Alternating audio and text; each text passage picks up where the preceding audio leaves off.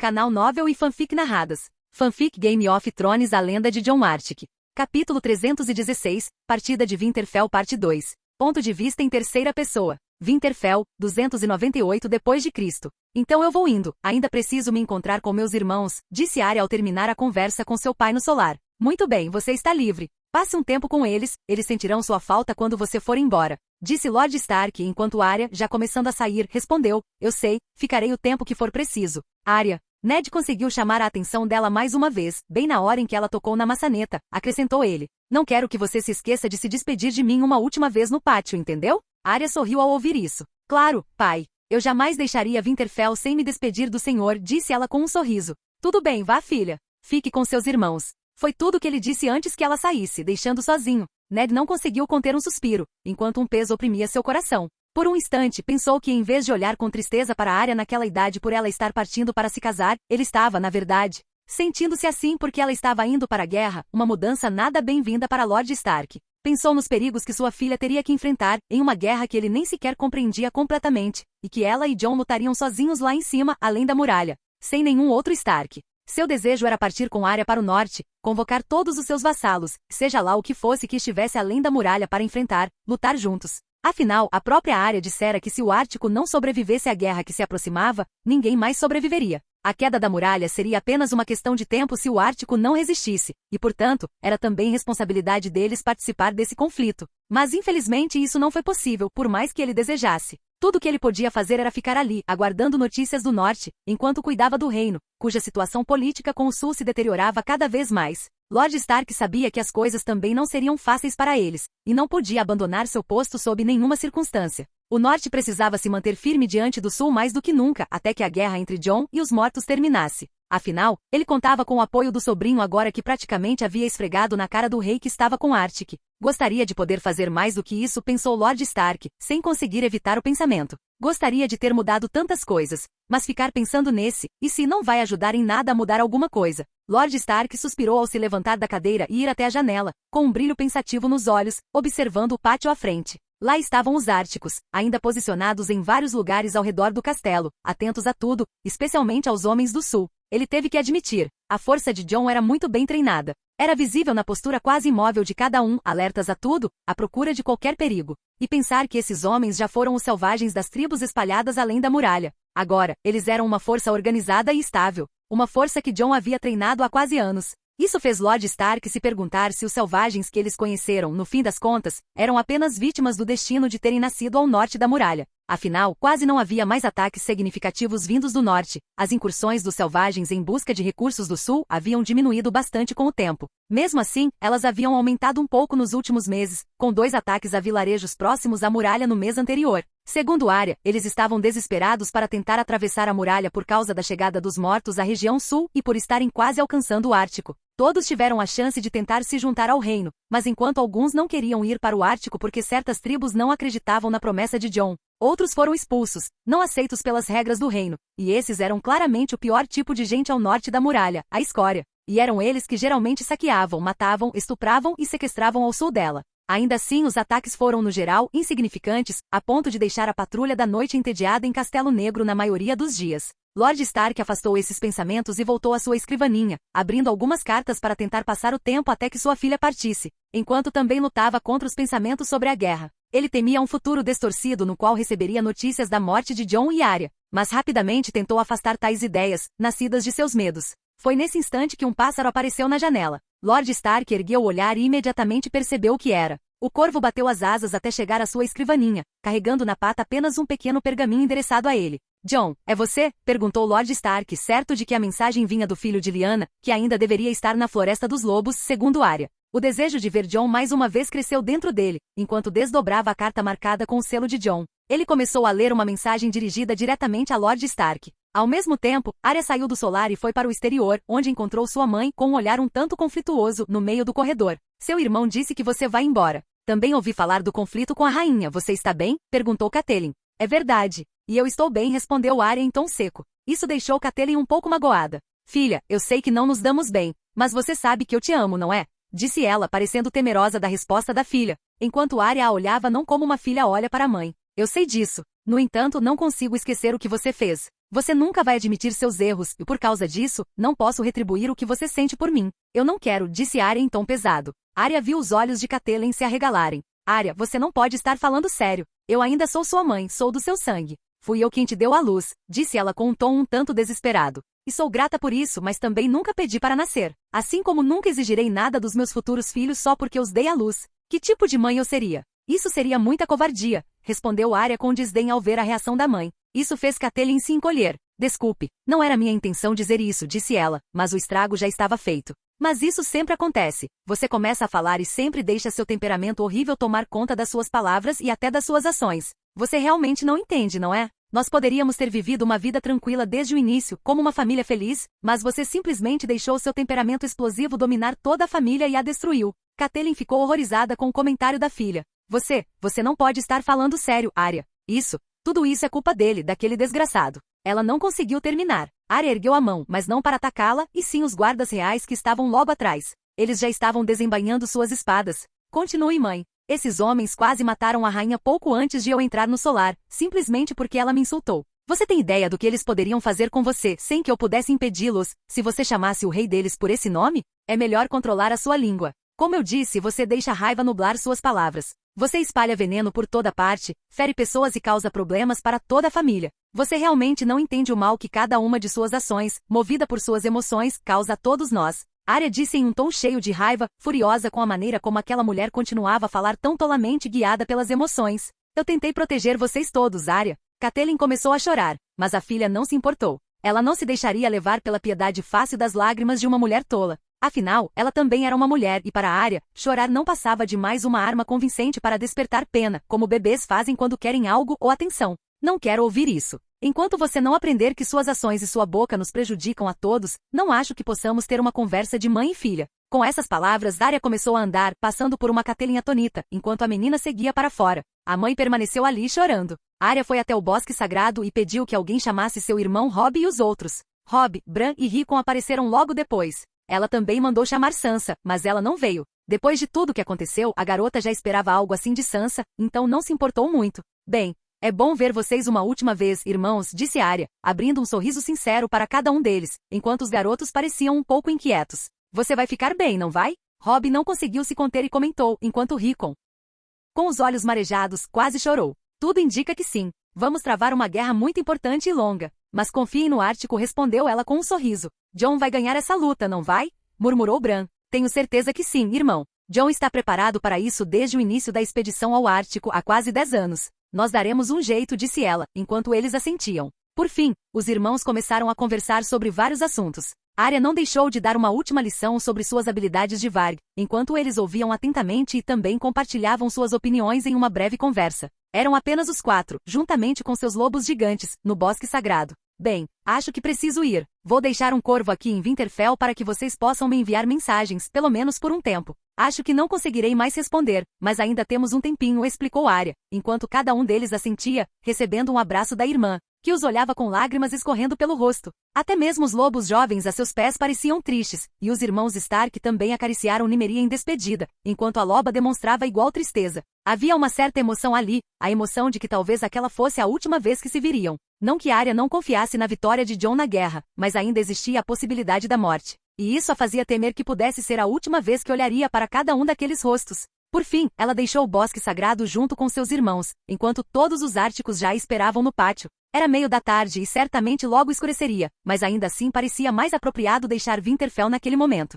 Lá encontraram os Tyrell, Meeryn junto com os homens do Ártico que haviam ficado com ela por um ano inteiro, servindo como atendentes e guardas. Os Imaculados comandados por Verme Cinzento e todo o grupo que viera com os 4 membros da Guarda Real. Seu pai estava lá. Sua mãe, à distância com o Peixe Negro. E até Sansa observava da janela. Arya não teve chance de cumprimentar a irmã, e isso não a incomodou muito, e ela foi até seu pai. Ela parou em frente a ele, com seus irmãos atrás. Parece que terei que ir em breve, disse Arya num tom um tanto triste. Sim, eu sei. Eu não queria que chegássemos a este momento, mas você finalmente vai voltar para o Ártico, disse ele com tristeza e hesitação na voz. Pai? Arya se aproximou, tocando seus ombros antes de abraçá-lo, percebendo o quão vulnerável ele parecia. Vai ficar tudo bem, pai. Tenha fé. Estamos fazendo isso pelo mundo todo. Foi por isso que Jon criou o Ártico, para ser a linha de defesa da humanidade, para que possamos combater o mal antes que ele se torne imparável. Arya falou em tom firme. Jon sempre explicava o que era o Ártico. Ártico sempre fora um nome inventado, mas a ideia por trás dele era a ideia dos deuses antigos.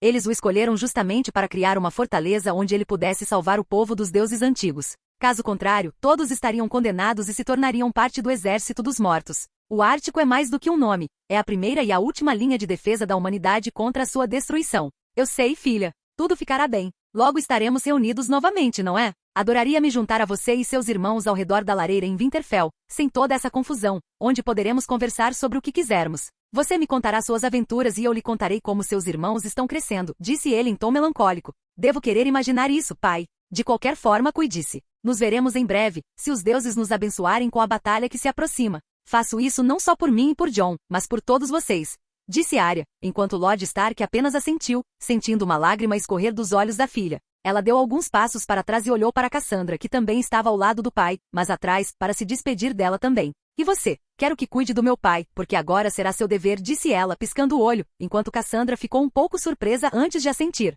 Obrigada, princesa. Minha posição aqui foi graças à sua decisão. Jamais me esquecerei disso, disse Cassandra. Você sempre fez um ótimo trabalho. Não me arrependo de ter te escolhido. Minha decisão foi correta, mas foi mais por seu mérito do que qualquer outra coisa, Cassandra. Enfim, deixe-me te dar um abraço, disse Arya, enquanto a outra ainda estava surpresa por estar sendo abraçada por ela. Logo depois, Arya voltou para seus irmãos, dando a cada um deles outro abraço apertado, enquanto Bran e Rickon não conseguiram mais se conter e começaram a chorar como bebês. Não será a última vez que nos veremos. Em breve, contarei a vocês sobre minhas batalhas que deixarão todos vocês com inveja, disse Arya com um sorriso travesso em meio às lágrimas. Eu não queria que você fosse, Arya, murmurou Bran, enquanto ela acariciava seu rosto. Eu sei, irmão, mas este é o meu destino. É a minha batalha, a minha luta. E eu estarei ao lado de Jon, eu preciso apoiá-lo. Ele vai precisar de mim, disse Arya, embora suas palavras não tenham conseguido aliviar o choro do seu irmãozinho. No fim, ela teve que deixá-los começando a se afastar. Vamos nos preparar para partir. Trins me deu a ordem imediatamente, enquanto seus homens começavam a levar os cavalos.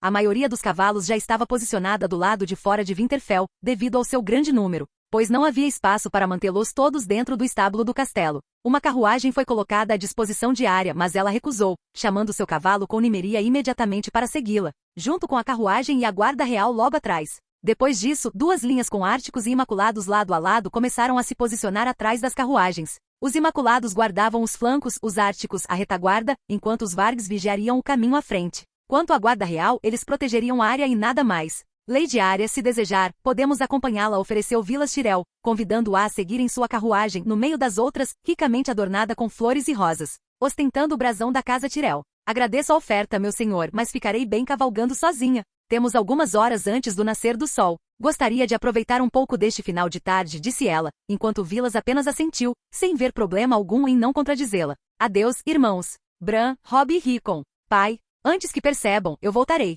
Voltarei como uma mulher completa, uma loba maior do que qualquer outra mulher Stark que já existiu. Ela gritou ao sair pelo portão, enquanto seu cavalo caminhava em direção à saída. Ela só conseguia ver seus irmãos assentindo com a cabeça. Arya acreditava que eles estavam orgulhosos, ou pelo menos queria acreditar nisso. Ela também viu lágrimas escorrendo pelo rosto de Robb, assim como pelo de seu pai. Enquanto isso, os mais novos já choravam de emoção ao vê-la partir. Arya viu até mesmo sua mãe chorando de tristeza e arrependimento. Mas ela não quis pensar muito nisso e simplesmente a ignorou. Com Sansa, houve até um certo brilho de tristeza em seus olhos por um instante, mas Arya duvidava que durasse. Assim que partiram, começaram a formar a formação de viagem, com Arya juntando-se ao grupo, enquanto toda a guarda real avançava logo atrás. A carruagem preparada para Arya, onde Meeryn já desejava descansar pelo resto do dia, também partiu. Como viajariam para o sul, mantiveram a formação. Essa era a formação criada por Trisme, na qual nem mesmo Arya podia dar ordens, exceto quando estava apenas com Barry e Gil. Trisme, uma das principais guardas, tinha autoridade até para interferir nas estratégias, quando a princesa não podia. Assim, Arya finalmente partiu para o sul. Jon, por sua vez, ainda estava na floresta. Ele assobiava enquanto colocava o alaúde na cela de Vesofrur, começando a dedilhar uma melodia com Jon perto da cabeça do enorme dragão. Vesofrur parecia contente em ouvir as notas, enquanto Jon cantava como um sussurro, movendo os dedos a cada acorde. Ele quase poderia parecer um encantador de dragões, ou até mesmo um bardo que poderia ganhar a vida tocando em banquetes e fazendo garotas suspirarem, não fosse o fato de ser um rei prestes a enfrentar a pior guerra que este mundo já viu. Ele continuou tocando até que, de repente, a melodia se transformou em uma canção muito antiga, a primeira que aprenderá quando ainda era criança, a balada do pequeno Jon. Ele não sabia exatamente porquê, mas sentiu um impulso de tocá-la. Naquele instante, os olhos do dragão, verdes e enormes, voltaram-se para ele, vigilantes. Jon sabia que Arya havia deixado Winterfell naquele instante e estava a caminho de Porto Branco. Ele se virou para Vesofrur e murmurou pensativo. Talvez devêssemos visitar um lugar mais ao sul antes de retornarmos ao Ártico. Ele estava pensando em uma cena que não via há mais de 10 anos. O lugar onde, para ele, tudo havia começado. Aquele bosque. Capítulo 317 a 10 anos depois. Ponto de vista em terceira pessoa. Norte, 298 AC. Jon avançou para o oeste por um curto período, voando no enorme dragão, e fez Vesofrur pousar perto da floresta que conhecia muito bem. Exteriores separavam a floresta de uma vasta extensão de terra coberta de grama. Ele veio do norte e do sudoeste durante a noite, enquanto Vesofrur pisava no chão com um pequeno baque. Jon desmontou de seu dragão, camuflando-se na escuridão e assustando apenas alguns animais próximos, usando uma escada que pendia da lateral da cela, já que era alta demais até mesmo para alguém como ele pular. Ele tocou o chão enquanto os olhos verdes o encaravam, Vesofrur virando o pescoço, seu olhar pousando na vasta pastagem que se estendia à sua frente. Estava escuro, e ele podia ver algumas luzes à distância. Eles haviam construído novas residências naquela região, e era bom que ele se escondesse durante a noite, pois sua cor o mantinha despercebido. Vou ficar aqui sozinho. Você pode procurar algo para comer e voltar amanhã, disse Jon a Vesofrur, enquanto o dragão permanecia em silêncio, apenas disparando para o céu e criando outra rajada de vento que atingiu Jon e as árvores próximas. Vesofrur partiu em busca de alimento no mar agitado. Jon havia deixado sua antiga posição perto de Winterfell porque não havia motivo para permanecer lá. Ele pediu à águia que carregava as mensagens anteriores que ficasse com Arya, vigiando a Arya com ela e os outros árticos. Enquanto eles montavam acampamento para passar a noite antes de continuarem sua jornada pelo território de Servin rumo a Porto Branco. Ele também tinha o corvo que enviará com aquela carta para Lord Stark vigiando Winterfell, principalmente a rainha, enquanto o rei rugia de fúria com o que acontecerá antes de Arya partir, depois que ele acordou e soube dos acontecimentos. Naquele momento, ele estava lidando com Lord Stark durante o jantar, exigindo explicações, sem nenhum outro ártico presente no castelo. Lord Stark também gritava com ele, pois a maneira como a rainha insultava as pessoas havia provocado a reação dos árticos, quando ela deveria saber muito bem que eles reagiriam dessa forma ao serem provocados. Era como se apenas Cersei tivesse o talento único de causar tal desastre onde quer que fosse. Mesmo assim, o rei não reagiu bem à situação. O resto da família Stark, porém, ficou triste com a partida de Arya. Robb não chorava, mas comia em silêncio. Sansa estava com a mãe, que parecia bastante triste. Rickon chegou a procurar Cassandra para chorar quando não encontrou a mãe. Bran estava abatido, com os ombros caídos com a partida da irmã, e acabou chorando no quarto ao dormir. Não era uma cena muito animadora, mas Jon não podia fazer nada. Ele simplesmente deu um passo à frente, finalmente entrando na floresta, que também era uma extensão da Floresta dos Lobos. Mas já fazia mais de 10 anos desde a última vez que entrara ali e ainda assim, ele se lembrava muito bem daquele lugar. Não era o caminho que seguirá da última vez, mas sentia uma leve sensação e um puxão que o atraía para aquele lugar. Ele continuou caminhando enquanto criava uma chama que flutuava acima dele, iluminando o local. Jon não precisava se preocupar com ataques de animais, ele podia controlar todos os animais da região, e o maior predador que encontraria ali seriam os lobos. Ele caminhou por uma hora e sentiu a atração ficar mais forte, o que significava que o bosque estava perto. Mais do que isso, ele podia sentir a energia como se fosse o coração da floresta. Alguns grupos de lobos passaram por ele naquele momento, mas o ignoraram. Eles eram sua única companhia ali, junto com os sons de insetos, corujas, javalis e as matilhas de lobos uivando ao seu redor. Ele sentiu o chamado mais forte agora e finalmente pôde ver um mar de árvores entrelaçadas depois de mais uma hora de caminhada. Duvidava que alguém mais conseguisse chegar até ali. Jon sabia que aquela floresta fechada era como um labirinto, mas mesmo assim entrou nela e seguiu seus instintos. Levou cerca de 10 minutos para percorrer todo o labirinto até finalmente chegar ao local. Entre as copas das árvores, ele podia ver o brilho das estrelas na clareira, aberta para o céu. E assim que chegou, deparou-se com a clareira que não via há muito tempo. 10 anos, desde que estivera ali onde tudo começara. Mas logo ele percebeu algo, havia algo muito diferente do que se lembrava naquele lugar. Parecia menos vivo. As árvores que encontrou ali eram muito menores do que ele costumava se lembrar. Jon conseguia ver alguns animais olhando para ele na escuridão, enquanto ele, com sua chama flutuando acima do ombro, atraía facilmente os olhares das criaturas curiosas que apenas esperavam para dormir. Havia apenas esquilos e outros pequenos animais naquela clareira. Seu olhar recaiu sobre a árvore sagrada, que ainda se erguia imponente, mas, mesmo assim, Jon percebeu que havia algum tipo de problema ali. O lugar estava morrendo, não havia dúvida disso. A questão era, por quê? Jon se perguntou enquanto caminhava para o meio da clareira. Havia tantas espécies de árvores frutíferas e outras árvores naquele lugar. Não admira que ele tivesse conseguido coletar tantas sementes quando partiu. Ele podia até ver as cascas vazias e outras que já haviam desaparecido há muito tempo, enterradas com o tempo sob a terra. Ele se virou para todos os lados, encarando o lugar por um tempo antes de finalmente se aproximar da árvore principal, de onde receberá sua força e seus poderes. Suas mãos tocaram o tronco, e ele o acariciou por um instante antes de suspirar. Não havia nada para ele ali. No instante seguinte, ele afastou as mãos e não sabia bem o que pensar daquele lugar naquele momento. Então, tirou uma semente da bolsa que carregava na cintura, junto com a espada. John cavou um buraco no chão com a ponta de Blackfire e colocou a semente dentro e cobriu com terra, enquanto esperava apoiado na lâmina. Ele colocou a mão no chão, e no instante seguinte, raízes começaram a brotar da terra. Mas ele não as fez crescer para cima. Direcionou seu crescimento para os lados, criando uma espécie de cama perfeita com galhos confortáveis como uma rede, suficiente para passar a noite ali. Ele tinha aquela tenda na cela de Vesofrur, mas como o dragão o havia abandonado ali, ele teve que se virar sozinho. Não se importava, afinal, não sentiria frio devido à sua resistência natural.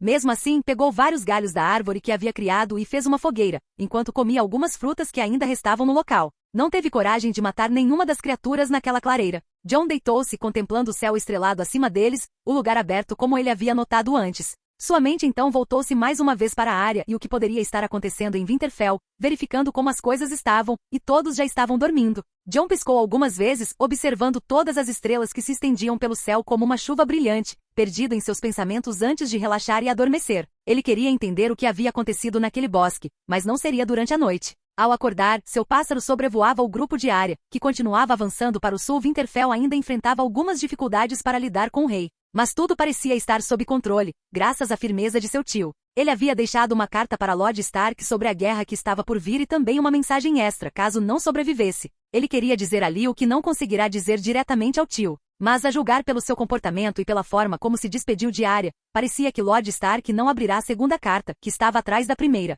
John só esperava que aquele não fosse o último encontro entre eles. John finalmente abriu os olhos, observando o local agora muito mais nítido, com o sol da manhã lançando seus primeiros raios em sua direção. Os animais corriam de um lado para o outro. Ainda havia muitas árvores, e ele conseguia ver melhor quais árvores haviam sobrevivido e quais haviam morrido. A energia daquele lugar havia diminuído drasticamente. Ainda restava um pouco, mas em breve, talvez em 2 anos, morreria por completo. John agora sabia por que as árvores não haviam sobrevivido, pelo menos 95% de toda a vegetação que ele encontrara ali havia desaparecido. Isso porque todas as árvores e plantas que morreram não eram originárias das regiões do norte. O clima os matou completamente. John se levantou e pegou algo para comer. Os animais o olharam com curiosidade, mas não demonstraram medo. Talvez nem fossem os mesmos que ele encontrara da última vez. Fazia tanto tempo. Animais como aqueles raramente viviam mais de uma década. Ele se voltou novamente para a árvore sagrada daquele lugar. John se aproximou mais uma vez e a tocou. Não se ouviam mais vozes estranhas, nem mesmo uma súbita onda de poder. Pelo contrário, ele apenas sentia a suave pressão da energia que emanava dali, como se estivesse diante de uma árvore sagrada, sem nada de incomum em comparação com as outras.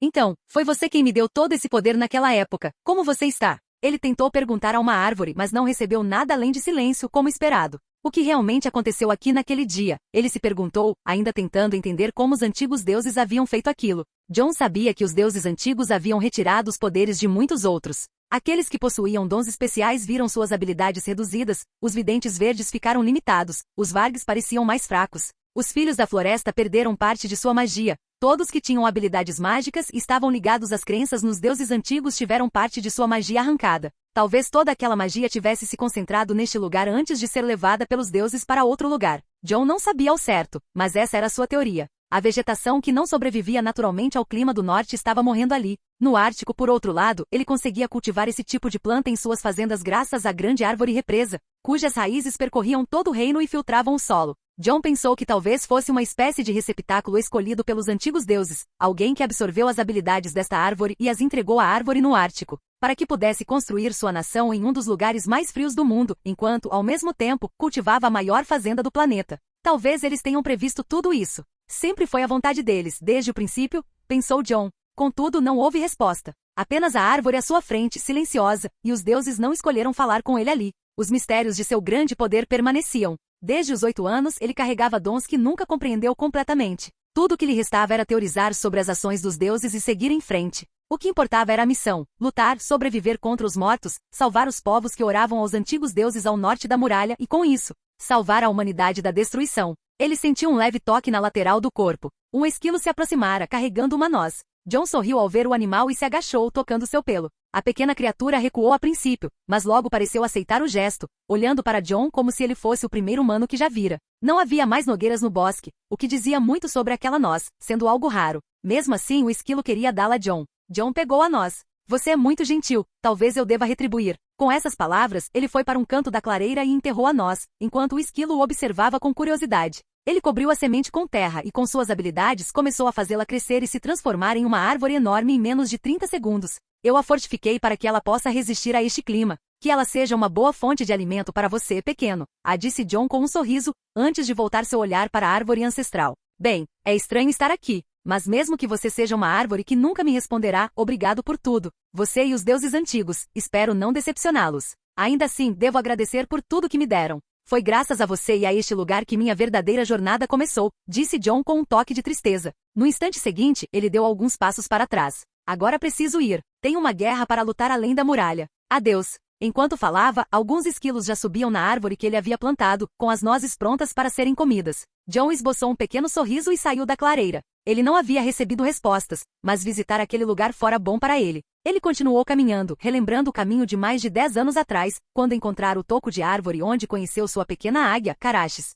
que era apenas um filhote ferido, seu primeiro vínculo. Agora, a árvore não passava de um tronco destruído, cheio de buracos, a maior parte enterrada no chão. As raízes já haviam coberto tudo, e até uma pequena árvore brotava entre os destroços. Depois de uma década, John não podia reclamar daquilo. Ele apenas esboçou um sorriso triste ao se lembrar dos acontecimentos e seguiu em frente. Não havia mais animais feridos ali, como havia quando ele era uma criança inocente. Ele deixou a floresta pelo mesmo caminho que havia percorrido 10 anos atrás, até encontrar novamente o pasto à sua frente. Mas no mesmo lugar não encontrou nada além de seus 4 lobos gigantes. John teria que esperar o dragão retornar. Vesofrur havia voltado para o ninho em Celílige para dormir, depois que John deu a ordem para não o procurarem dentro da floresta. Ele já havia pedido ao dragão que o buscasse assim que saísse da clareira. Bastava esperar alguns minutos até que o dragão chegasse pelo caminho que ele havia refeito. Antes disso, John pensou naquela fazenda, Isseil, que ficava muito perto dele e onde ele conhecera as famílias que o acolheram. Ele voltou sua atenção para a floresta e logo encontrou algo que poderia ser útil. Um pássaro comum do norte voou das árvores e pousou em sua armadura quando ele estendeu a mão.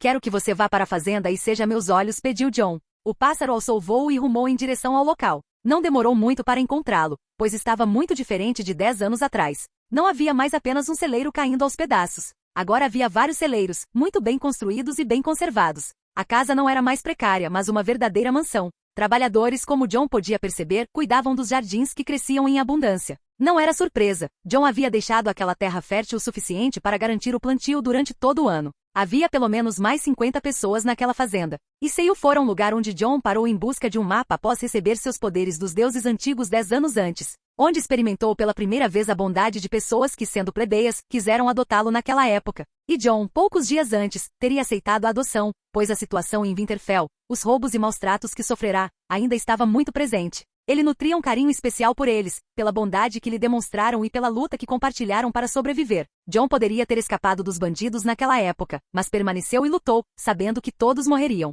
John guiou o passarinho até o pátio da mansão, onde também havia outras casas construídas para as famílias que trabalhavam na fazenda, com muitas crianças correndo por ali e algumas mulheres cuidando delas. John reconheceu alguém imediatamente, Andresa, a esposa de Dult, enquanto ela se aproximava de uma jovem que brincava com 2 crianças menores de 2 anos, os filhos da jovem. E John a reconheceu de imediato pela cor do cabelo e pelo rosto. Era Micaela. Ele não conseguiu conter um sorriso ao ver que a garota que conhecera na infância agora era uma jovem mulher, casada e com filhos. Ela parecia viver uma vida feliz ali, ainda morando na casa grande com os pais. Talvez o marido fosse filho de Lucas ou Greg, que assim como Dult, cuidavam da fazenda com suas famílias quando conheceram John no 8º aniversário de casamento. Ao sair da casa principal, John viu o próprio Dult conversando com seus homens e trabalhadores no meio da plantação. Lá estavam também os mesmos meninos que John conhecera antes, os filhos deles, agora com quase 30 anos de idade. Sobrevoando a fazenda, John reconheceu outra jovem que conhecera no passado, Mary, agora segurando um recém-nascido enquanto conversava com um dos homens, Lorenzo,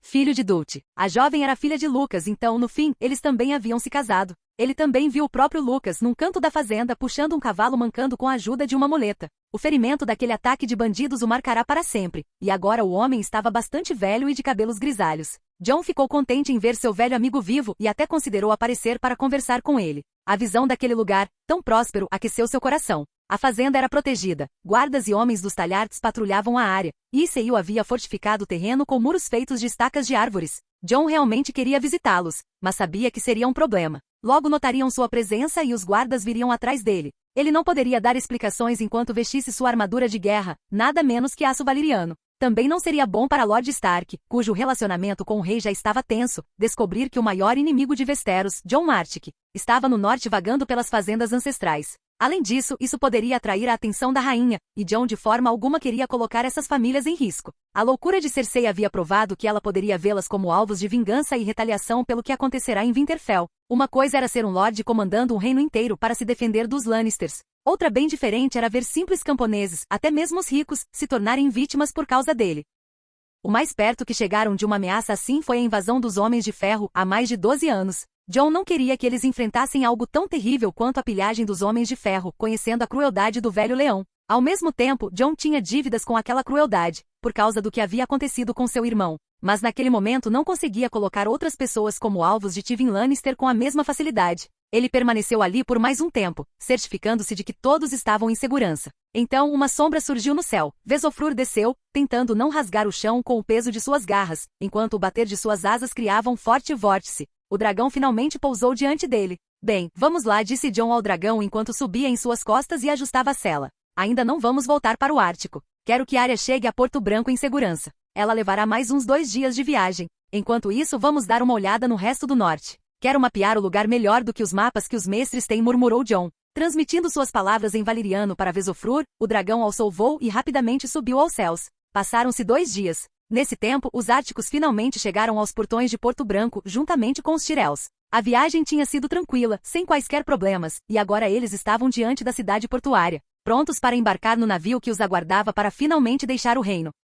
Capítulo 318, Retornando ao Ártico. Ponto de vista em terceira pessoa. Porto Branco, 298 AC. Arya foi recebida pela família Manderly assim que passou pelos portões, algo que deveria ter acontecido na propriedade, mas devido à intenção de Arya de ir direto para o navio, ela educadamente recusou o convite assim que eles souberam que estavam retornando com um mensageiro a cavalo. O próprio Viman fez questão de deixar seu assento e aguardar a princesa do Ártico e sua comitiva, juntamente com os lordes Tyrell que os acompanhavam. Arya foi recebida pelos homens de Manderly, que impediam a aproximação do povo comum, enquanto o próprio Lorde Manderly, seus filhos, Wendell e Vilis, e suas netas, Vinafred e Vila, os aguardavam. Trisme logo se adiantou, avaliando a situação, e o próprio Viman não conseguiu conter o suor. A essa altura, todo o norte sabia muito bem do que aquele homem era capaz. Ele havia ameaçado e desprezado o rei na sua cara, quase prometido matar a rainha, cortado a mão de Jaime Lannister e quase matado a rainha quando quase a atingiu na cabeça com a espada depois de atirar os mantos brancos ao chão. Este Ártico parecia não ter limites e ameaçava qualquer um, não hesitando em matar se achasse conveniente.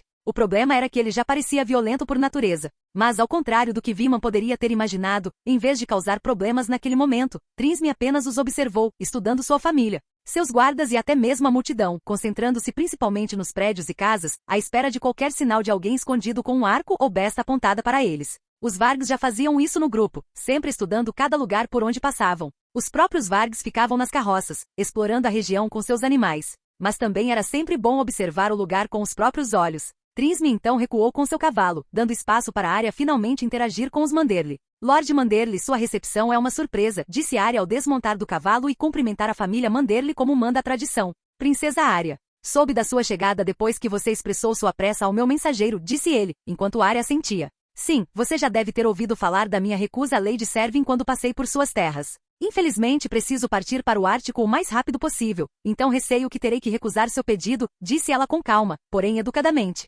Ouvi falar disso e posso entender você. No entanto, por meu dever como senhor desta cidade, devo insistir no convite, disse Viman. Então insisto que devo recusá-lo, meu senhor. Estou partindo para o Ártico hoje mesmo, disse ela. Então não insistirei mais, mas quero que aceite alguns dos meus presentes, tanto para você quanto para o rei do Ártico. Sei que Westeros não tem o melhor relacionamento com os Árticos, mas ainda assim gostaria de mostrar que os Manderly têm boas intenções para com eles, disse ele, enquanto Arya erguia uma sobrancelha. Ela não precisava ter olhos na nuca para perceber que Vilas Tyrell e seu irmão estavam franzindo a testa naquele momento. Era claramente favoritismo, uma tentativa de ganhar a simpatia dos Árticos. Os Manderlys estavam enviando uma mensagem clara de que queriam ficar do lado do Ártico, declarando um pouco de sua posição política em um pequeno ato de generosidade não solicitada. Arya não pôde recusar, então deu um sorriso educado. O senhor nos presenteia sem que tenhamos pedido nada em troca, tem certeza disso, Lord Manderly? Perguntou ela com cortesia. Os Manderly sempre gostariam de estar nas boas graças dos Árticos. Eu teria preferido fazer isso em nosso lugar, mas aqui temos a nossa oportunidade, disse ele batendo palmas. Enquanto um espaço se abria entre os homens com armaduras de couro Manderly e carroças eram trazidas até eles. As carroças pararam diante da comitiva, e quando os homens de Manderly puxaram as lonas, não foram apenas alimentos ou tecidos comuns que foram revelados. mas itens que deixariam até mesmo os senhores do sul com certa inveja. Um baú forrado de veludo foi aberto, revelando pérolas negras do tamanho de nozes. Ao lado do baú, havia tapetes de MYR e volantis, com desenhos de dragões, sereias e ondas. Por fim, surgiu uma carroça com um aroma doce e exótico que encheu o ar, enquanto barris de vinho dourado de Lige e especiarias orientais eram abertos. Vilas Tyrell apertou os lábios ainda mais, e seu irmão desviou o olhar com desdém, claramente descontente com tal demonstração de favoritismo. Que chamem isso de bajulação se quiserem. Mas reconheço um homem que criou uma rota marítima, nada menos que a maior rota marítima que este mundo já viu. É assim que demonstro minha admiração por Jon Artic. Ele não demonstrou bravura apenas nas conquistas das batalhas que travou ao longo dos anos, seja em It, na Baía dos Escravos ou mesmo no deserto Dothraki, mas também em sua capacidade de criar um comércio que nunca havia existido antes, vendendo seus produtos por todo o mundo conhecido. Disse Vima Manderly em voz alta o suficiente para que todos ouvissem, deixando claro o motivo de suas palavras. Ele não mencionou nada sobre a batalha que Jon travou contra as casas e cidades da Campina e das Terras Ocidentais, nem sobre a batalha contra a Força Naval Real, na qual o rei foi derrotado por Jon. Talvez isso pudesse prejudicar a imagem dos Manderly, afinal, eles ainda pertenciam a uma das casas dos Sete Reinos. Portanto, tais eventos deveriam ser ignorados. Então, eu gostaria muito de encontrar Jon Artic na próxima vez, mesmo que seja em Braavos. Portanto, Princesa Arya, gostaria que você levasse este pedido a ele e compartilhasse meu desejo de encontrá-lo um dia para uma conversa, concluiu Viman. É claro que tudo isso estava disfarçado de presente com um pedido, mas todos ali perceberiam o favoritismo que os Manderly haviam acabado de declarar naquele dia. Talvez sob a influência da conduta de Ned em Winterfell, o norte parecesse mais inclinado a seguir o Ártico. Arya pareceu satisfeita com isso, mas percebeu que era um tanto problemático, já que o Ártico estava isolado do mundo por causa da guerra. Eles não podiam simplesmente marchar para o sul com um exército enquanto lutavam contra os mortos, e a maior parte do sul não acreditava nessa história,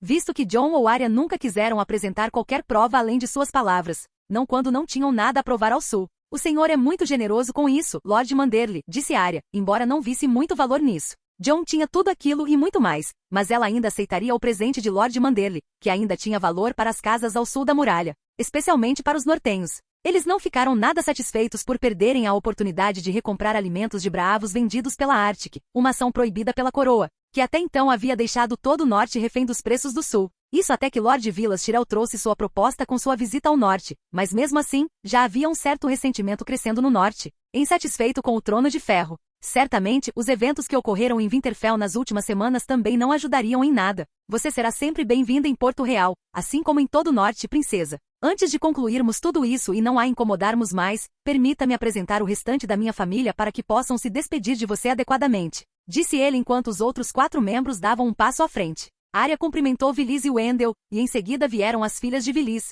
Princesa Arya, espero que tenha uma ótima viagem ao norte, disse Vila com certo entusiasmo, e Arya até percebeu um toque de inveja em sua voz. Talvez fosse o desejo de ir para o mar como nas histórias de Arya, pois da última vez que se encontraram durante visitas pelo norte, a caçula havia demonstrado o mesmo desejo de navegar, assim como Arya fizera com Jon. Como não seria herdeira da casa por ser a irmã mais nova, ela ansiava por navegar mesmo sendo mulher. Admirava Arya. E embora Arya pudesse se ver refletida naquela garota mais jovem, apesar de ser mais velha, não desejava mais ser tão livre e aventureira como antes. Talvez por já ter vivido suas aventuras, Arya parecia buscar algo diferente agora. Obrigada por suas palavras. Espero que você consiga realizar tudo o que deseja, minha senhora, disse Arya. Em seguida, ela conversou com Vinafred, e essa foi uma conversa mais tranquila. Onde está Mearin? Gostaria de falar com sua dama de companhia, perguntou Vinafred. Arya sentiu com a cabeça, e Mearin saiu da carroça depois que um guarda real a chamou. Cumprimentando Vinafred, já que elas haviam se dado bem na última visita, Mearin acompanhou Arya e permaneceu ao seu lado o tempo todo. Então era comum que ela conhecesse a maioria das damas do norte, reunidas ao redor de Arya como pombas em volta de um pote d'água, muitas delas ansiosas para ouvir notícias de Jon. No fim, Arya foi para o porto, enquanto os Manderlys fizeram questão de abrir caminho para os próprios Árticos.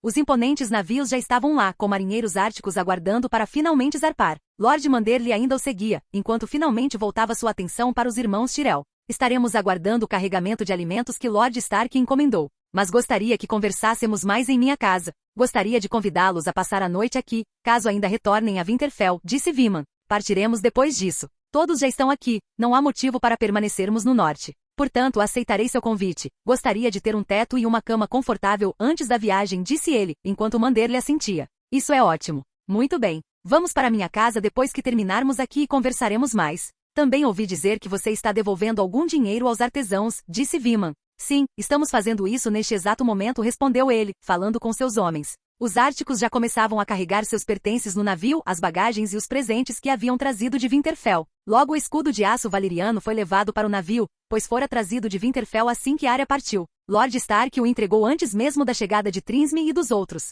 Vou sentir falta do norte, comentou Meeryn ao lado de Arya, olhando para o porto da borda do convés do navio. Eles observavam os homens do Ártico carregando a carga para o navio, enquanto podiam ver Vima Manderly e seus filhos conversando com os irmãos Tyrell. Sabe o que foi estranho? Continuou Meeryn. O que, Meeryn? Perguntou Arya. O problema era encontrar aqueles homens da casa Tarly, ela comentou. Sim, Arya teve que admitir que fora inesperado. Eles estavam em território Servin quando se depararam com um grupo de soldados Tarly escoltando um membro da família, ninguém menos que o herdeiro, Samwell Tarly, para o norte, para a muralha. Arya ficou surpresa com ele, lembrando-se do homem um tanto tímido com quem Jon havia conversado no banquete em Jardim de Cima. Jon até o ajudara na justa. Arya não gostou nada disso. Ela vira o rapaz com os cotovelos caídos, envergonhado. Até Vilas Tyrell ficará chocado com aquilo e questionar o jovem, mas mais tarde Arya abordou. Lord Tarly pode ser bastante cruel. Esta não é uma decisão de Samwell, mas não há nada que possamos fazer a respeito, disse Vilas a Arya. Arya queria contar a Jon sobre isso, mas nunca conseguiu alcançar a águia que ele havia colocado para vigiá-los durante a jornada.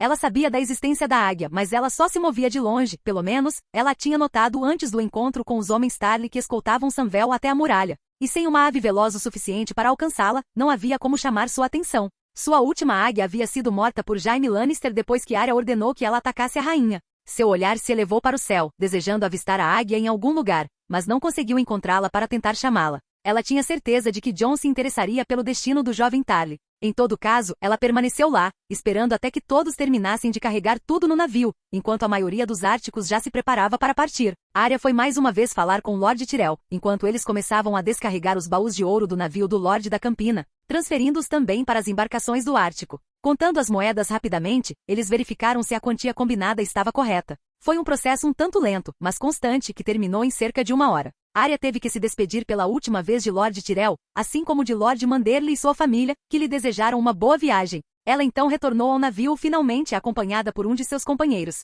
Os gigantes caminhavam de um lado para o outro, realizando as tarefas mais pesadas a bordo do navio, enquanto a multidão observava fascinada as criaturas de 4 metros de altura, algo que vinham fazendo há dias desde sua chegada. Os gigantes eram um espetáculo impressionante, movendo-se pela embarcação. Cada navio tinha 2 deles para operar os lançadores de arpões de fogo selvagem, caso precisassem lidar com o inimigo. Havia também espiões, como relatou o capitão, que capturou alguns e os entregou aos Manderlys. Esses espiões haviam tentado se infiltrar no navio para se aproximar dos Árticos ou até mesmo roubar seus segredos. Não era surpresa que quisessem se apoderar da tecnologia de lançamento de fogo selvagem criada pelos Árticos, juntamente com a fórmula secreta do fogo selvagem que eles haviam desenvolvido. Não era de admirar que os Árticos tivessem a reputação de serem invencíveis no mar. Afinal, eles podiam destruir frotas inimigas inteiras sem sequer se aproximarem, tudo graças à tecnologia de lançamento que haviam construído com os gigantes. Eles essencialmente revolucionaram a guerra naval e passaram a dominá-la completamente. Ainda mais porque eram os únicos que possuíam esse poder. Era comum que as pessoas cedessem a tal poder,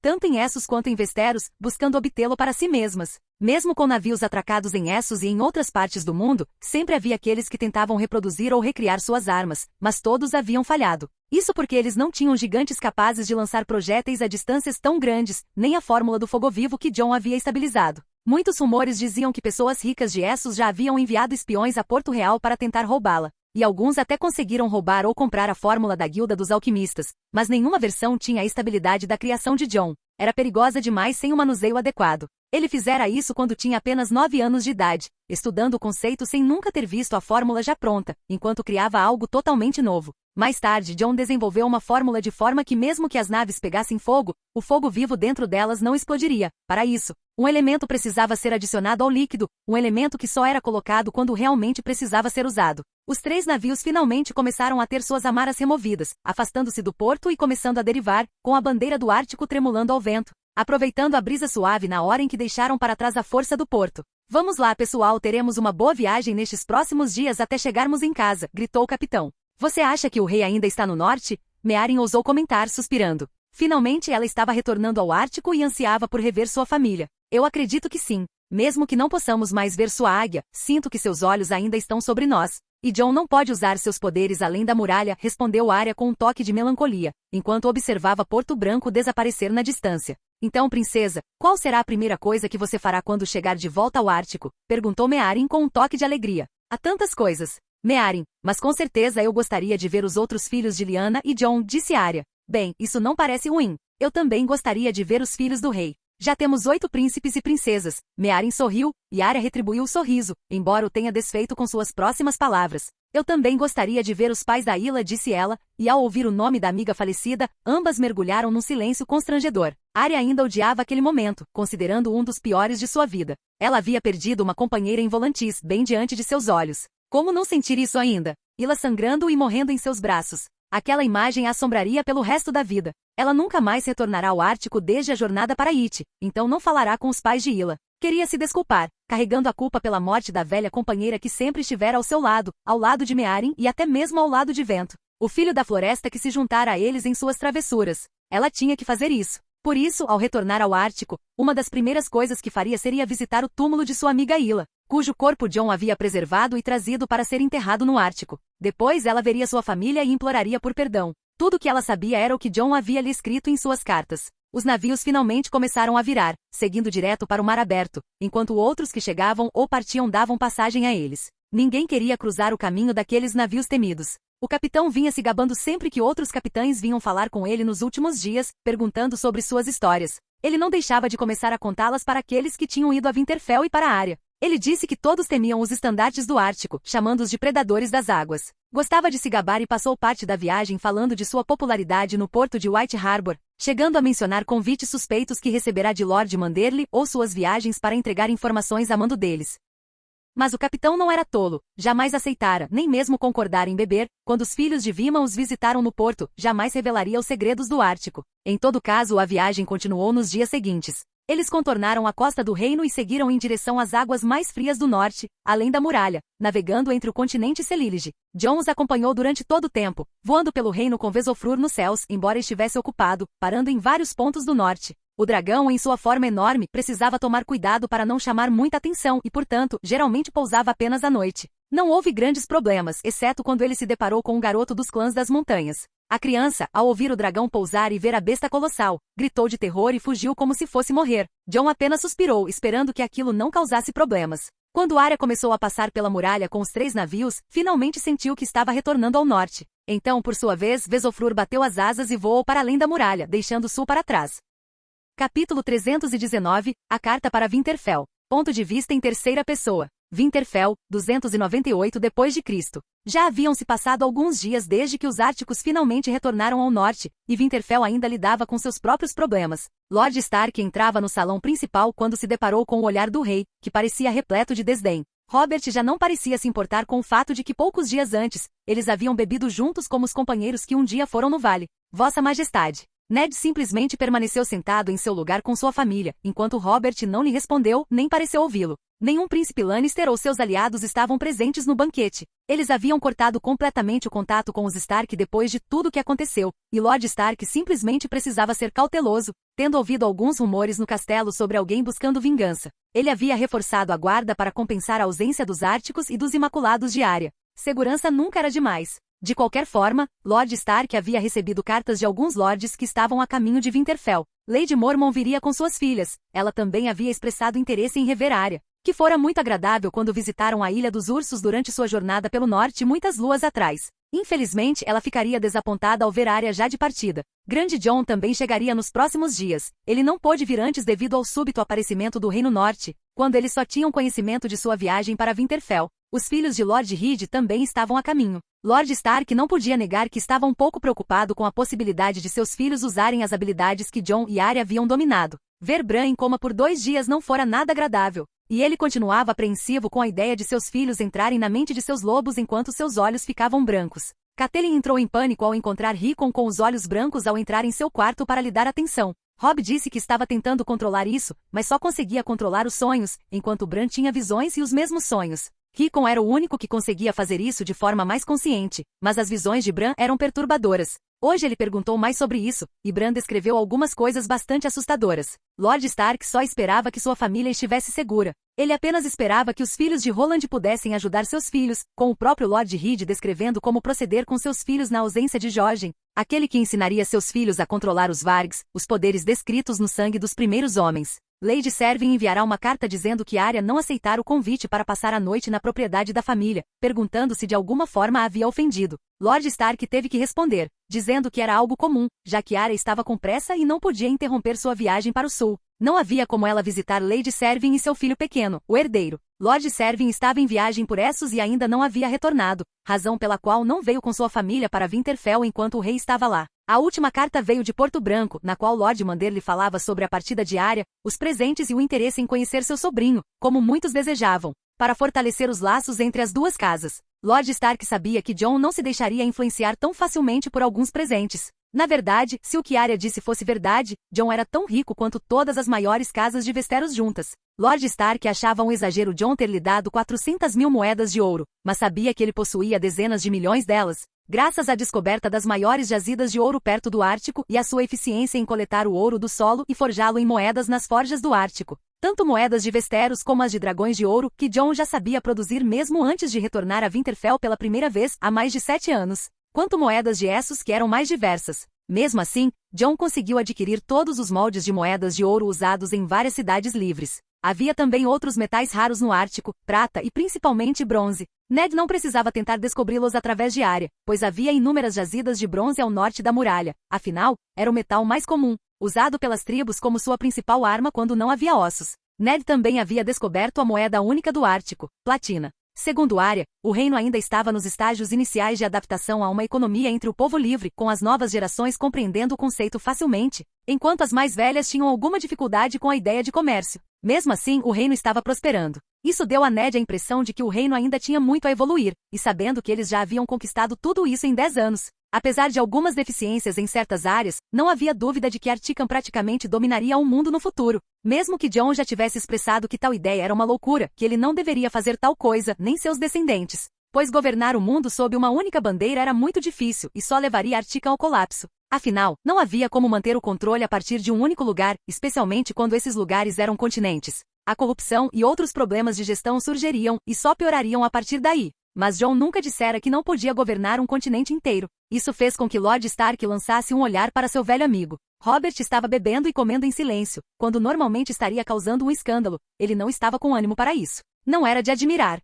Afinal, sua autoridade fora questionada diante de toda Winterfell quando os Árticos chegaram. Ele odiava o trono, Ned sabia disso, mas odiava ainda mais ser subestimado, e parecia lidar com isso bebendo e se envolvendo com prostitutas. Ned, alguma notícia do mestre? Robert perguntou de repente na frente de Lord Stark, tirando de seus pensamentos enquanto piscava algumas vezes. Mesmo continuando a chamá-lo de Ned, já não havia qualquer tom de amizade. Ele apenas aguardava a chegada de um mestre enviado do sul, pois a rainha e seu irmão precisavam de tratamento médico durante a viagem de volta. Não temos uma data exata, Vossa Majestade. Sua carta já deve estar a caminho de Winterfell, disse Ned. Espero que ele chegue logo. Sinto que cada dia em sua casa me sufoca mais e mais. Mesmo que aqueles homens de além da muralha tenham ido embora, isso não ajudou muito. Disse ele com desdém, claramente irritado com Lord Stark. Creio que em breve poderá partir, Vossa Majestade, respondeu Ned, ainda em tom educado. Ele podia ver seu filho Bran encolhendo-se. Estava com medo de como o rei estava agindo, tão diferente da alegria do primeiro dia em que chegará. Espero que sim. Não quero estar aqui quando a carta de Tywin chegar. Você deve ter irritado o velho leão a ponto de ele arrancar os próprios cabelos brancos.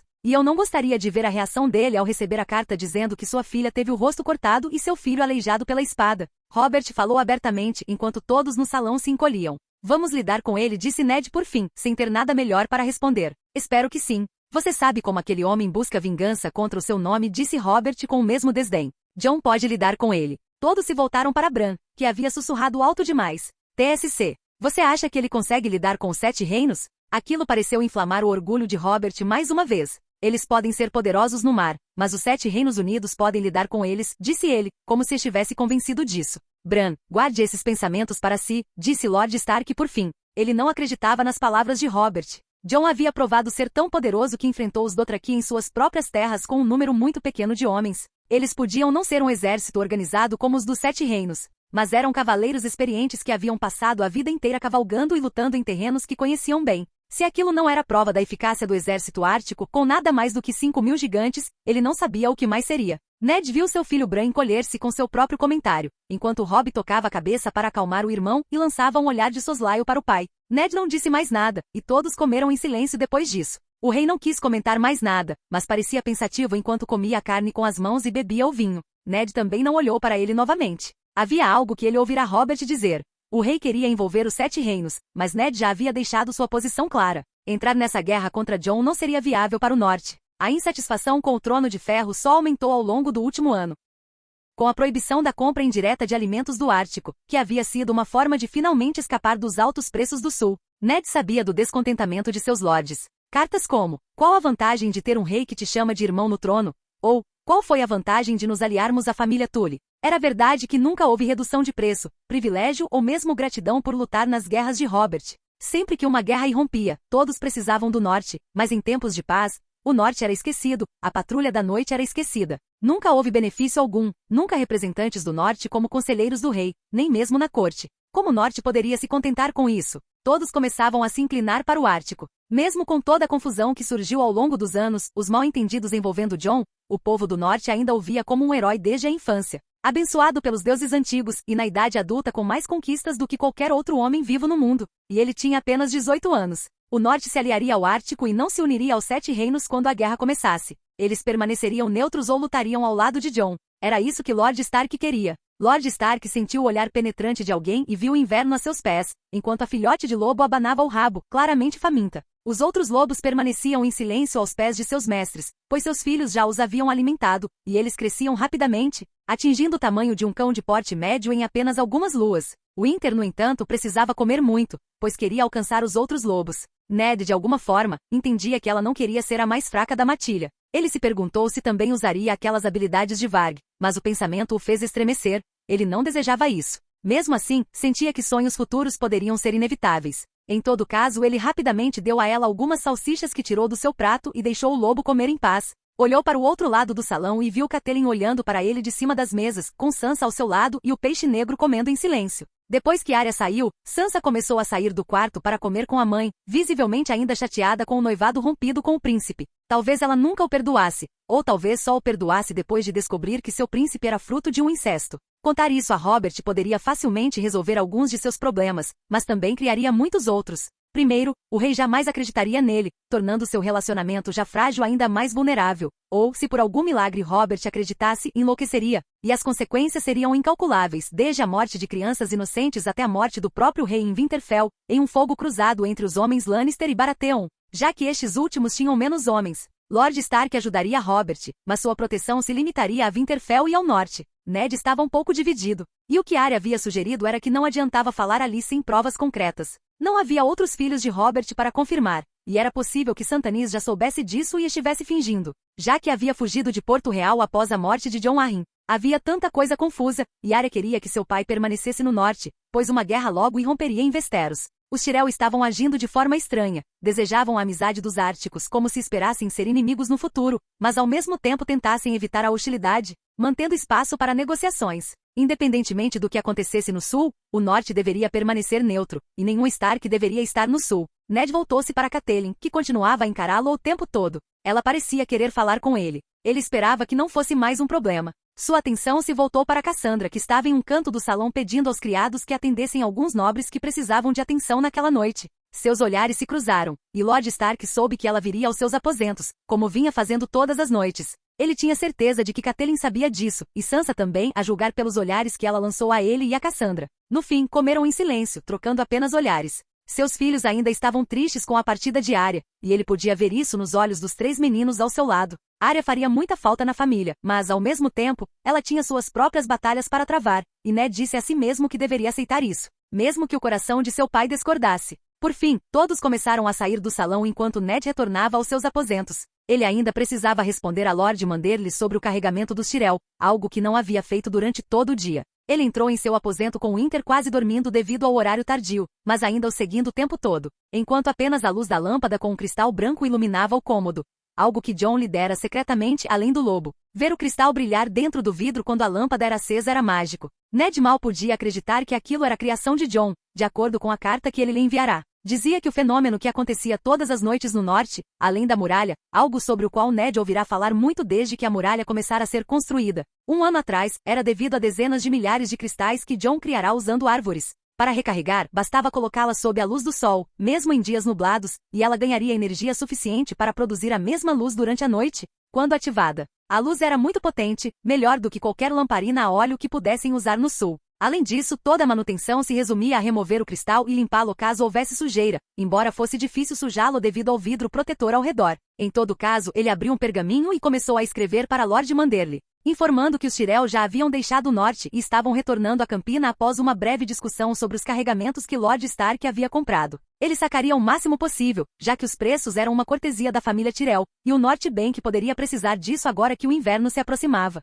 Ele escreveu mais algumas instruções e também preparou um pergaminho para Igotover, com um corvo de Vilas Tyrell que lhes fora deixado como uma cortesia na sua chegada. Quando ele saiu da sala de máquinas, Jor estava esperando por ele, e havia mais alguém. Posso ajudá-la, Lady Catelyn? Disse Ned, arqueando uma sobrancelha. Ela o havia seguido até ali e esperado que ele saísse, e parecia ser algo importante. Lord Stark, precisamos conversar, disse ela com os lábios cerrados. Venha comigo, disse ele, retornando ao sol, aproximando-se da lâmpada e girando o cristal com a ponta para fazê-lo brilhar novamente. Catelyn não pôde deixar de olhar curiosamente para o cristal, sem saber o que era, mas decidiu não comentar e voltou-se para Ned com um olhar sério. Recebi uma carta. Ela começou. Que carta? Ned não conseguia imaginar. Só Tywin Lannister poderia deixá-la tão cautelosa, mas ainda era muito cedo para que suas cartas chegassem. De uma amiga muito querida em Porto Real. Você deveria ver, disse ela, puxando a carta escondida em suas vestes. Ned apenas viu a carta sendo colocada à sua frente e a pegou após hesitar um pouco. Um amigo muito querido em Porto Real e a Arya havia mencionado isso, e ele abriu a carta. E ele não estava errado, era de Mindinho. Ou melhor, de Lord Petyr Baelys, mestre da moeda. E alguém, segundo Arya, muito perigoso. Alguém que Jon deveria ter terminado de matar depois de escapar com apenas alguns cortes no rosto. Ele começou a ler a carta e não pôde deixar de franzir a testa. Em resumo, a carta dizia que Lord Petyr Baelys sabia que matar a Jon Arryn não fora uma morte natural como todos afirmavam, mas sim envenenamento. Que Jon Arryn descobrira um segredo, e os Lannisters imediatamente se mobilizaram para que o segredo não fosse revelado a mais ninguém. Isso, Lord Stark teve que engolir em seco. Tudo fazia sentido. Jon e Santanis estavam investigando a bastardia dos príncipes e herdeiros. Se Cersei sabia disso, já havia provado ser uma mulher cruel e imprudente, faria qualquer coisa para proteger seus filhos. Veja bem, Ned, ela não hesitou em pronunciar o nome dele informalmente, enquanto Lord Stark disfarçava a careta. Petyr é alguém em quem eu confiaria minha vida. Se ele diz isso, então seu pai adotivo foi assassinado por aquela mulher e sua família. Ela já tentou matar Arya, acusou Catelyn. Eu sei, disse Ned pensativo. Lord Petyr Baelys não era confiável, Arya havia deixado isso bem claro. Você nunca deveria tê-la deixado ir. Catelyn falou novamente e Ned olhou para ela confuso. Quem? Ele não sabia de quem ela estava falando. Arya, claro, disse ela com um toque de raiva. Parecia que falar de Arya fazia Catelyn querer discutir novamente sobre deixar a filha ir embora.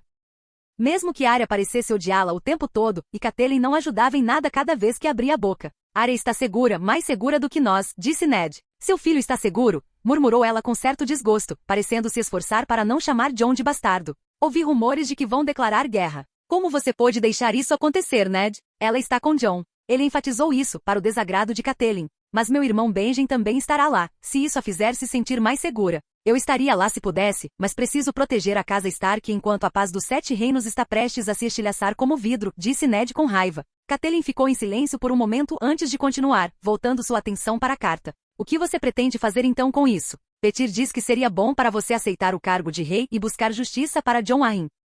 Capítulo 320 Uma recepção com dragões. Ponto de vista em terceira pessoa. Ártico, 298 d.C. Jon chegou ao Ártico descendo de uma altitude de mais de 4.500 metros, enquanto o reino era tão vasto que ocupava toda a região, mas a cidade em si era apenas um pequeno ponto. Jon sabia que Arctic tinha menos de 10% de sua capacidade máxima, afinal, a cidade foi projetada para abrigar milhões de habitantes. Mesmo assim, havia distritos destinados à manufatura e outros trabalhos não habitáveis dentro da própria cidade. Em todo caso, Jon continuou descendo, mas em direção à Montanha dos Dragões, ao sul. Se ninguém estivesse olhando para o céu naquele momento, não viriam o dragão do rei retornando, exceto os Vargs que vigiavam os céus do Ártico. Jon pousou Vesofrur ao pé da montanha enquanto os anões já exclamavam, maravilhados com a besta gigante que quase destruiu todas as forjas que haviam construído e aquelas que estavam terminando. Vesofrur não conseguiu encontrar um lugar entre os dragões menores na montanha por razões óbvias. Afinal, não havia como colocar um dragão de 100 metros em qualquer plataforma da montanha. Ao aterrissar, Eragon logo apareceu vindo da cidade, afinal,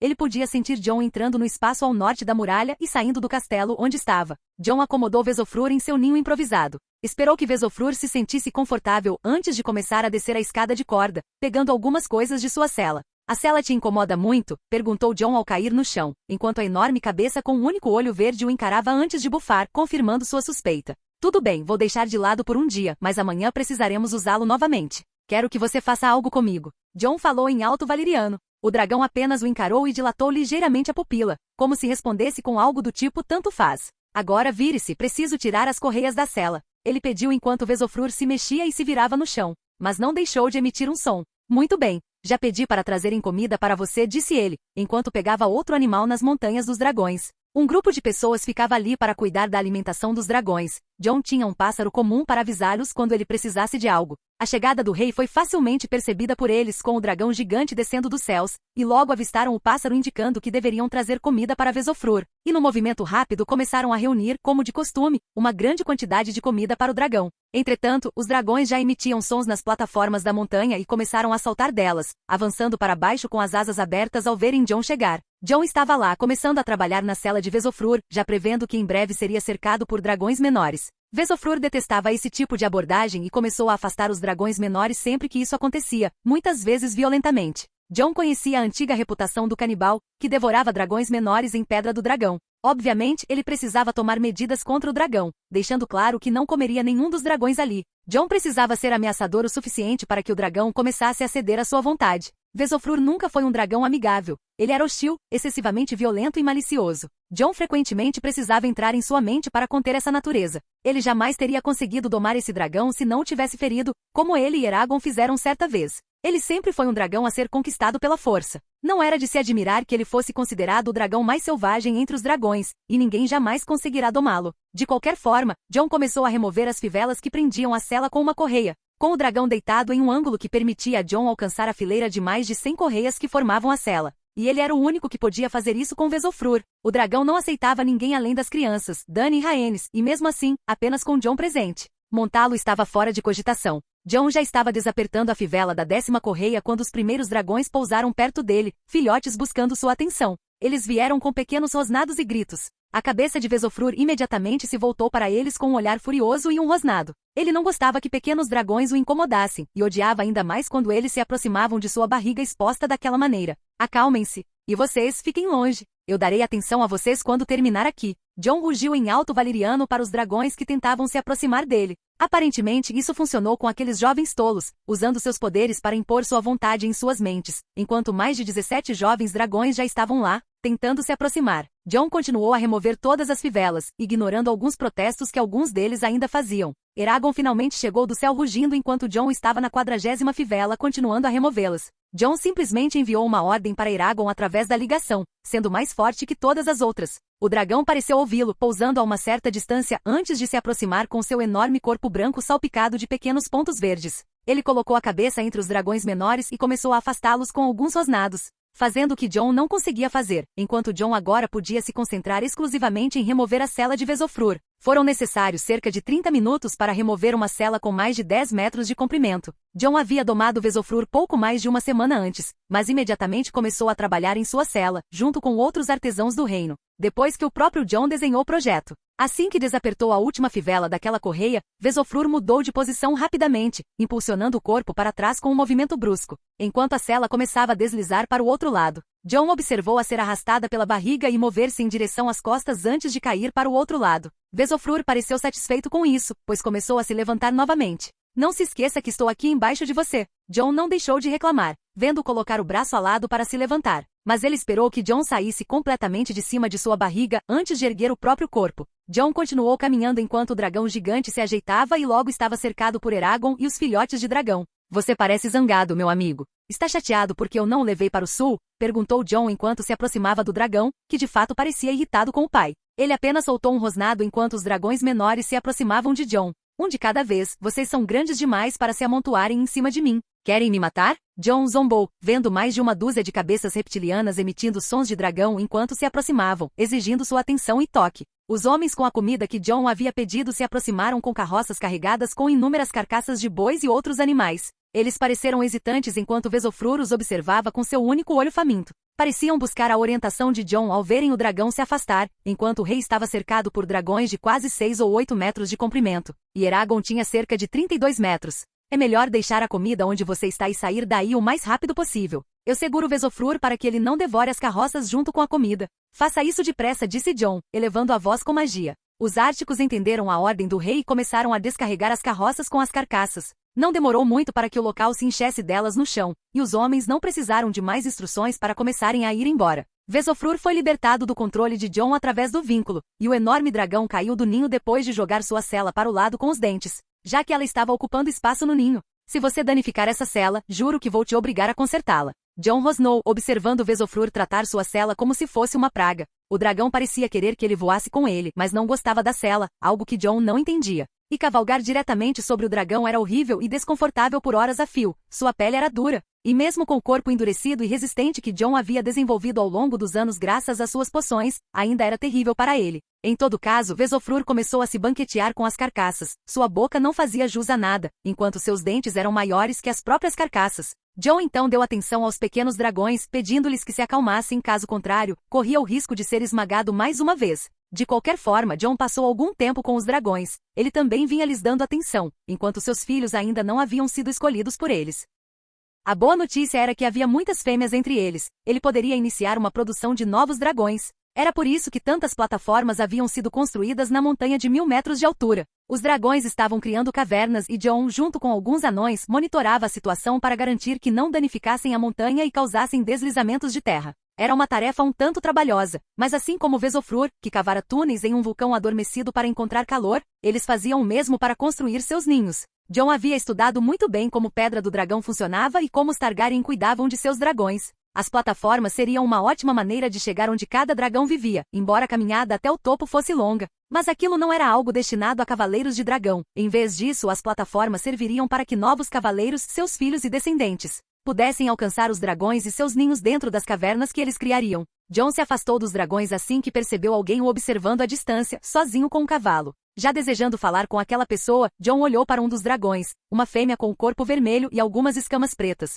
Eu vou em você, me leve até lá, pediu John, ignorando os rugidos de protesto dos outros dragões enquanto montava em suas costas. John impediu que os outros dragões o seguissem e lançou um último olhar para Eragon. Eu te darei atenção assim que terminar o que estou fazendo, certo? Perguntou John, enquanto seu filho parecia não estar muito satisfeito. John rapidamente voltou sua atenção para o dragão vermelho enquanto se afastavam. Você acha que consegue me levar voando até ele, garota? Perguntou John, enquanto a dragão soltava um som como se aceitasse um desafio. No instante seguinte, ela começou a correr batendo as asas, parecendo um pouco instável a princípio, mas logo começou a saltar e a avançar com força. Ela era uma das dragões da segunda ninhada, nascida no mar, e por isso ainda tinha alguma dificuldade para voar. Havia outras que já haviam carregado John e seus filhos, embora John nunca tivesse permitido que eles realmente cavalgassem, não até atingirem a idade que ele havia estipulado. A última coisa que ele queria era ver seus filhos se machucando. Loki e Lyanna eram os mais velhos, mas tinham apenas 4 anos de idade. A fêmea logo alçou voo com John em sua armadura nas costas. Ela voava a vários metros de altura enquanto se aproximava do homem, que se assustou quando um dos dragões se desvencilhou do caos e veio em sua direção.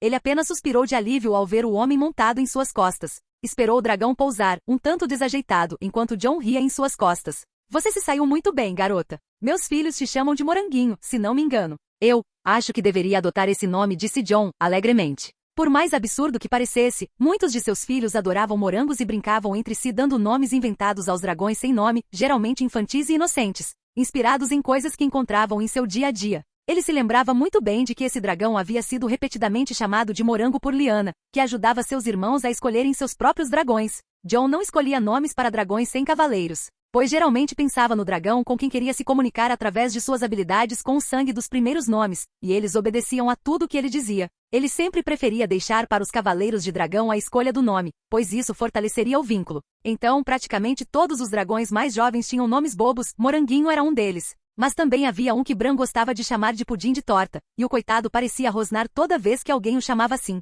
Straverri não pareceu ser diferente, pois olhou para John como se ele a tivesse insultado pessoalmente. No futuro pensarei em um nome melhor para você, disse Jon, desmontando de suas costas com facilidade. Meu rei, disse o homem assim que Jon se virou para ele, vendo-o acalmar seu cavalo, que não gostava de estar perto de uma criatura maior que uma carroça. Jon simplesmente enviou um comando mental, e o cavalo se acalmou enquanto o homem com mais de 50 anos mantinha a cabeça baixa em reverência a Jon. Mestre Marvin, estou surpreso em encontrá-lo aqui. Acabei de chegar ao Ártico, disse Jon ao mestre que havia capturado na cidadela quando a atacou anos atrás. Eu vi, meu rei, e todos no reino também viram, pois seus olhos estavam voltados para o céu no momento em que o senhor chegou. Ninguém duvidaria que o pássaro negro seja seu mais novo e gigantesco dragão, disse ele, olhando para Jon com gratidão, já que seu cavalo jamais teria se acalmado com um dragão a menos de 6 metros de distância, não sem a intervenção do rei. Sim, imaginei o mesmo. No entanto, se me permite, o que está fazendo aqui no sul, perto das Montanhas dos Dragões? Perguntou Jon, lançando um olhar para os dragões à distância, ainda reunidos sob o comando de Eragon, que os mantinha alinhados com grunhidos para que não se dispersassem, enquanto os dragões jovens se comportavam como crianças querendo fugir,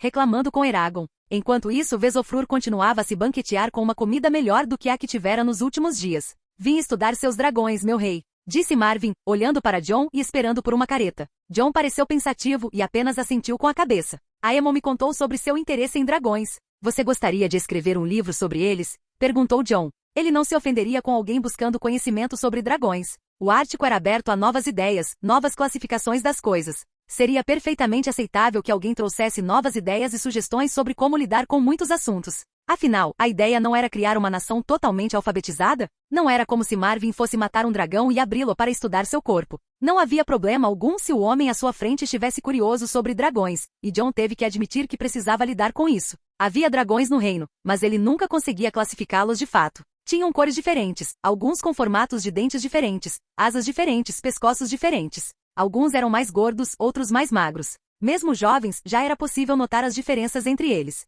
Sem mencionar que suas chamas também podiam ser diferentes. Algumas eram mais gentis, outras mais hostis, algumas eram canibais. Os dragões tinham suas subespécies. A pergunta de Jon era: o que os transformava? Magia ou genética? Eragon foi transformado por magia. Afinal, ele deveria ser um dragão como qualquer outro conhecido da casa Targaryen ou de Valíria. Ele nasceu muito diferente, com 2 chamas distintas e habilidades especiais com gelo. Se é isso que você quer, pode tentar escrever uma tese, mas não se aproxime deles, você só vai acabar lidando com fogo de dragão. Eu nem recomendaria que você quisesse fazer isso, mesmo que eu não veja nenhum problema. Na verdade, eu quero fazer isso no futuro, e eu poderia até entrar na boca de Vesofrur para contar seus dentes, assim como os de todos os outros dragões, disse Jon. Pretendo conduzir um estudo aprofundado sobre nossos dragões e aqueles do passado, quando não tínhamos guerras batendo à nossa porta. Jon falou, pois isso levaria tempo. Não se tratava apenas de estudar suas características, ele tinha que observar os dragões crescerem e ver como se comportavam com humanos ou com outros dragões. Acho que você tem razão, é que eu realmente sou fascinado por essas criaturas.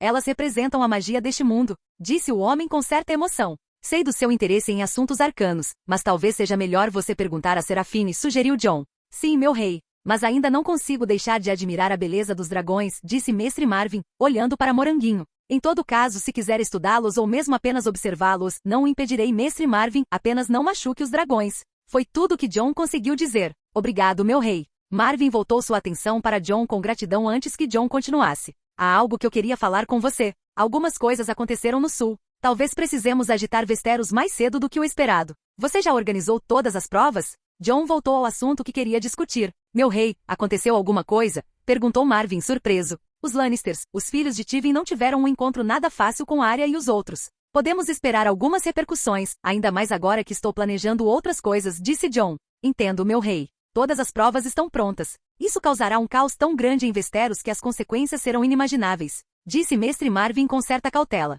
Você sabe que isso levará à execução de muitos mestres. Você está bem com isso? Quer dizer, você ainda usa o título deles e é considerado parte da ordem, certo? Perguntou Jon, olhando para ele. Sim, eu sei que muitos deles morreram por seus senhores, mas esse foi o caminho que a ordem escolheu. Estamos apenas expondo a verdade sobre o que os mestres se tornaram, embora muitos daqueles que manipularam todas as casas de Westeros já estejam mortos. Jon ouviu em silêncio, mas ficou satisfeito com as palavras de Marvin. Eu só queria ter sabido de tudo isso antes. Devo admitir que teria matado aqueles grandes mestres com muito mais vontade do que matei naquela sala da cidadela quando começamos o saque de Vila Velha. Jon admitiu. O homem apenas assentiu, compreendendo Jon. De qualquer forma, estou indo embora. Tenha cuidado para não atravessar as florestas dos Gatos das Sombras, eles estão atacando qualquer um que se aproxime demais. Eu não tenho controle sobre todo o reino, disse Jon enquanto um pássaro descia do céu carregando algo em suas garras. Jon estendeu a mão e o pássaro pousou em sua manopla. Você veio, disse Jon simplesmente, agradecido, pegando os itens de suas garras,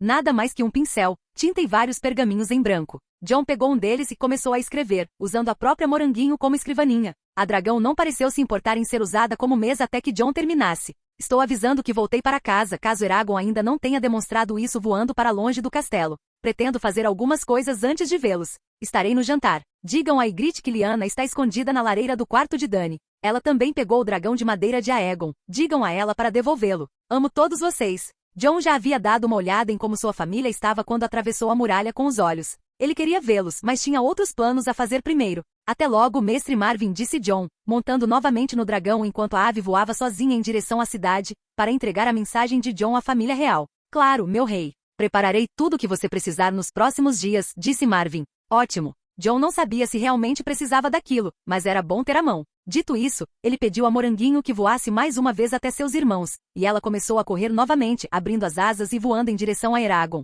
que seria sua próxima montaria ao norte do reino. Obrigado por assistir, se gostou deixa o like e inscreva-se. Quanto mais apoio mais vídeos, e se possível apoie o canal doando no Pix do canal na descrição do vídeo. Qualquer valor ajuda, assim o canal pode trazer fanfics e novels de autores pagos e novos vídeos são postados com mais frequência. Muito obrigado a todos, curtam o canal.